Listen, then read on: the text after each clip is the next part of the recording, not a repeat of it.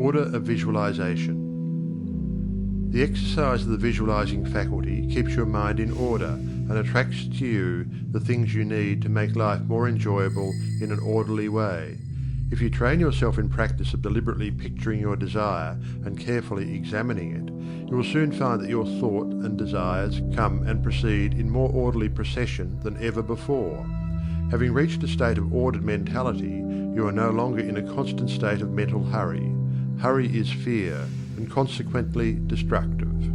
In other words, when your understanding grasps the power to visualize your heart's desire and hold it with your will, it attracts to you all things requisite to the fulfillment of that picture by the harmonious vibrations of the law of attraction. You realize that since order is heaven's first law, and visualization places things in their natural element, then it must be a heavenly thing to visualize. Everyone visualizes, whether they know it or not. Visualizing is the great secret of success.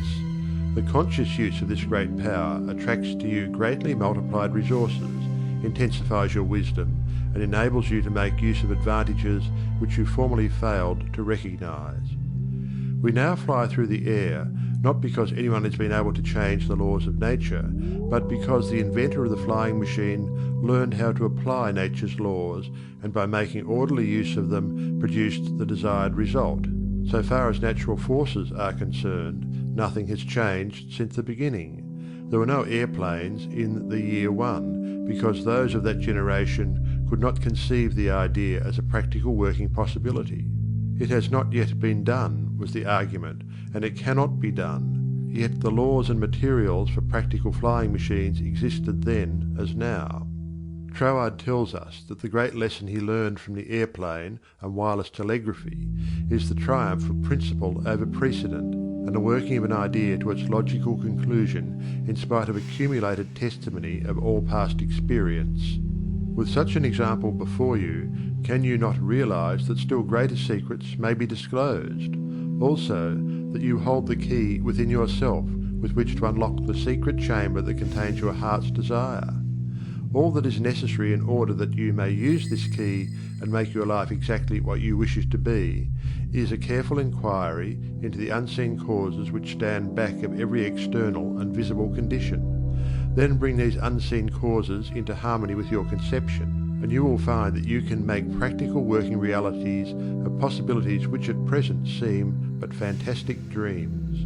We all know that the balloon was the forefather of the airplane.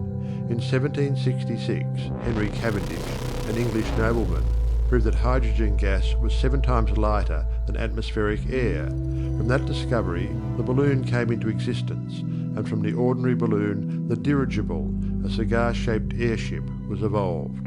Study of aeronautics and the laws of aerial locomotion of birds and projectiles led to the belief that mechanism could be evolved by which heavier-than-air machines could be made to travel from place to place and remain in the air by the maintenance of great speed which would overcome by propulsive force the ordinary law of gravitation. Professor Langley of Washington, who developed much of the theory which others afterwards improved, was subjected to much derision when he sent a model airplane up, only to have it bury its nose in the muddy waters of the Potomac. But the Wright brothers, who experimented in the latter part of the 19th century, realized the possibility of traveling through the air in a machine that had no gas bag. They saw themselves enjoying this mode of transportation with great facility.